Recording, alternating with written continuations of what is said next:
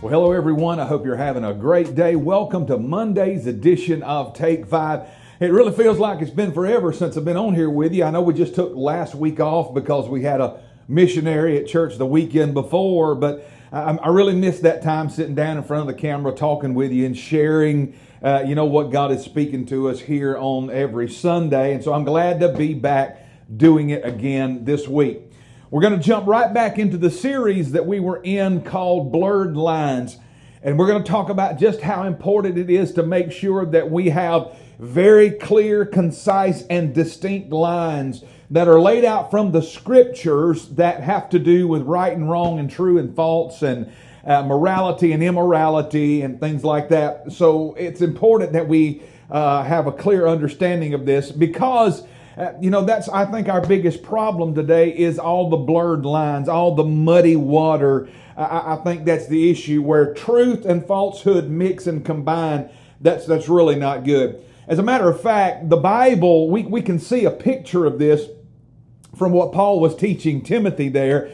He was actually, he was giving that young protege of his, he was giving him some commands on some things that he should do and how he should handle the church at Ephesus and his ministry.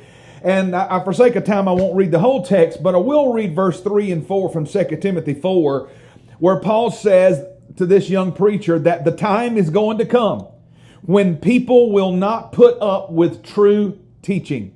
Instead, they will try to satisfy their own longings. They will gather a large number of teachers around them. The teachers will say what the people want to hear. The people will turn their ears away from the truth and they will turn to stories, myths or fables, other translations use. They will turn to stories that aren't completely true. And that's what a myth and a fable is. It's a blending and a mixing of truth and falsehood there. And you can see how what that does, it just muddles up everything and it makes it impossible to see what is right and what is actually wrong. You know, there was a man that lived long before probably any of us that would be listening to this broadcast right here. His name was Albert Barnes. He's gone on to be with the Lord. And he wrote this about this concept that we're talking about. This is what he said, quote, "One of the most successful arts of the adversary of souls," that's the devil, "has been to mingle fable with truth. And when he cannot overthrow the truth by direct opposition, to neutralize it by mingling it with much that is false and frivolous." Now, did you hear what he said? When he cannot overthrow truth by direct opposition, then what he chooses to do is to neutralize it by mixing it with much that is false and frivolous. And that's exactly what Satan has been doing since the beginning of time, since the first time we see him come on the scene in the form of that serpent we see him there. That's the first thing he does is begin to mingle truth with enough falsehood and with enough frivolous stuff there that he blurs the line and muddies the waters and causes Adam and Eve to stumble and fall there. And mankind and the devil has been doing that ever since. And so that's why there's such a necessity to have permanent lines and boundaries when it comes to doctrine and theology, because without them, mankind's going to always be constantly confused concerning what's right and wrong and what is morality and what is immorality. That's going to be a constant confusion there.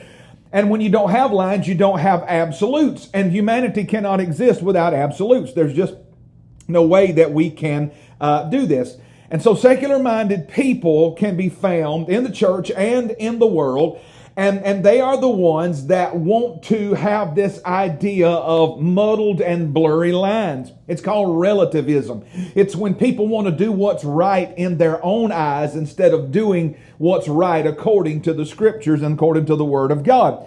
And so when you see these secular-minded people in the world, and as bad as I hate to say it, in the church as well, they're just a mirror image of the people that you can read about in the book of Judges when God said there came a time when there was no king in all of Israel and all the people did what they wanted to do in their own eyes. That's what they did. They did according to their perspective.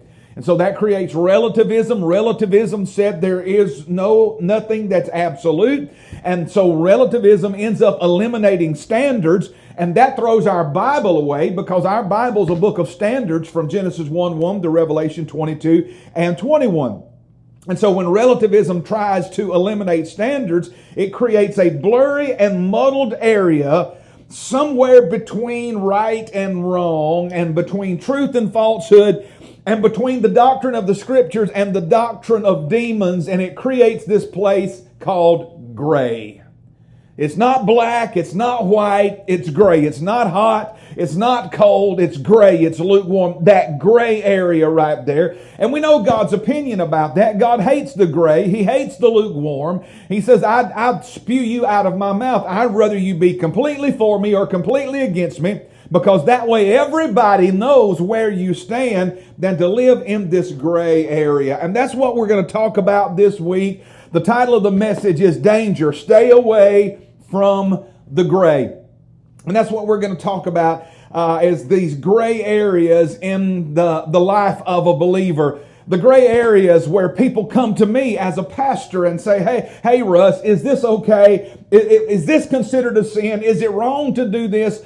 How far can I go? How close can I get to the world and still be right? That's getting into that gray area. And I will tell you this before I get out of here today, as we, try to get ready for what we're going to do tomorrow. Here's a little quick piece of advice concerning these questions that people have given me over the years, or asked me over the years for conscience and conviction.